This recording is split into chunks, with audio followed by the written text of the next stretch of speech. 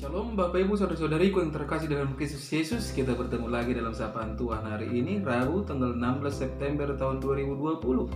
Namun sebelumnya mari kita bersatu di dalam doa. Damai sejahtera Allah yang melampaui segala akal, itulah yang memelihara hati dan pikiranmu di dalam Kristus Yesus Tuhan kita. Amin.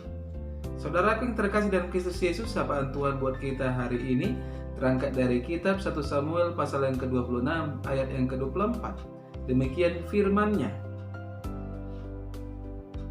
Dan sesungguhnya seperti nyawamu pada hari ini berharga di mataku, demikianlah hendaknya nyawaku berharga di mata Tuhan, dan hendaknya Ia melepaskan aku dari segala kesusahan. Sampai jatuh firman Tuhan. Saudara yang terkasih, saya mengangkat tema dari kebenaran firman ini, yaitu hidup yang ingat Tuhan. Saudara yang terkasih dalam Kristus Yesus, berbuat baik kepada orang yang baik kepada kita itu biasa. Berbuat baik kepada orang yang baik itu biasa juga, saudara-saudara.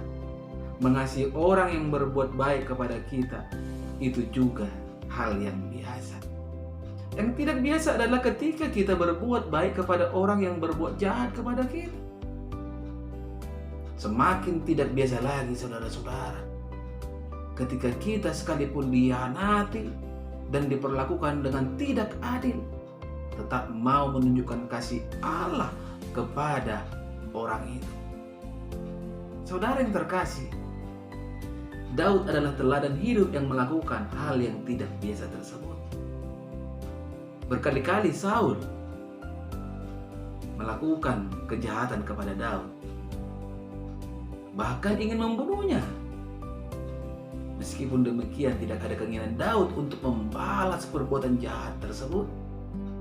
Sebenarnya banyak kesempatan bagi Daud untuk membalaskan, bahkan membunuh Saul. Tetapi Daud merespon setiap kesempatan itu dengan berkata, dan sesungguhnya seperti nyawamu pada hari ini berharga di mataku, demikianlah hendaknya nyawaku berharga di mata Tuhan, dan hendaknya Ia melepaskan aku dari segala kesusahan.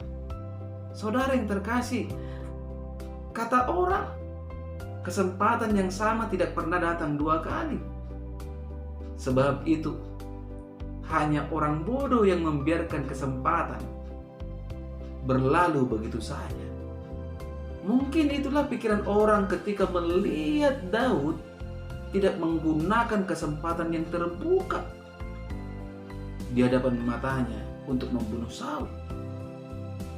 Bukankah jika Saul wafat, jalan bagi Daud untuk menjadi seorang raja bagi bangsa Israel akan terbuka lebar? Saudara yang terkasih, namun cara berpikir Daud berbeda, dan kebanyakan orang cenderung hanya memikirkan kepentingan diri sendiri.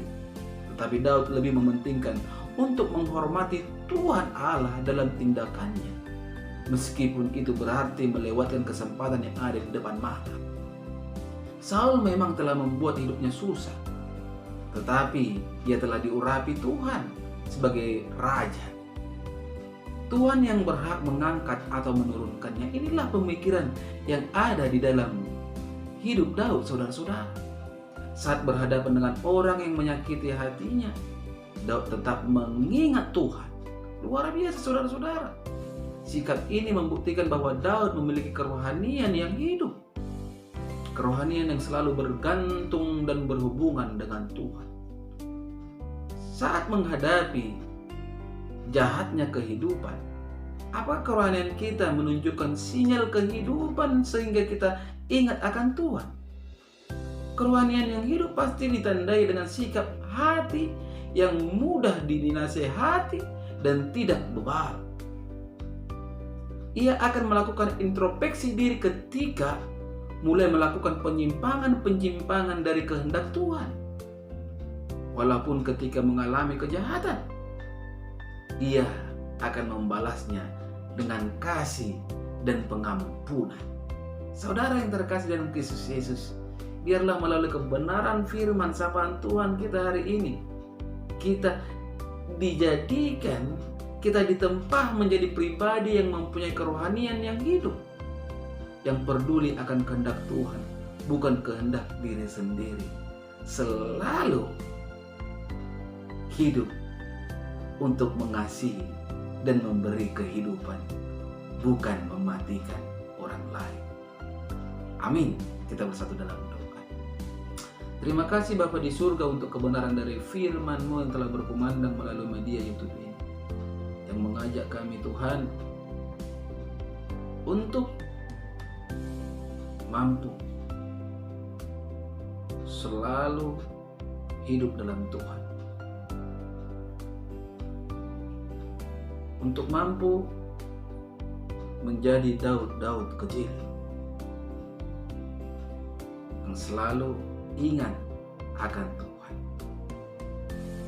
Bapa di surga, berikan kami kerohanian yang hidup, sehingga di dalam hati dan pikiran kami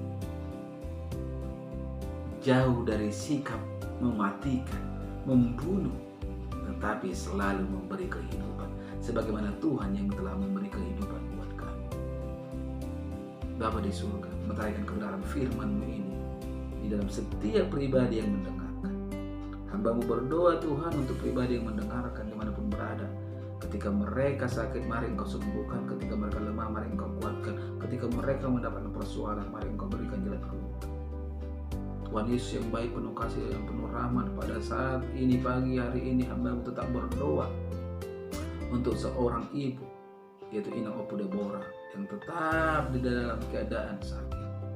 Tidak henti-hentinya hamba-Mu berdoa untuk ibu tersebut, sehingga oleh kuasa-Mu dia beroleh kesembuhan. Begitu juga Tuhan, hamba-Mu yang tampu bolon yang ada di badan, izinkan kuasa Tuhan selalu menyertai.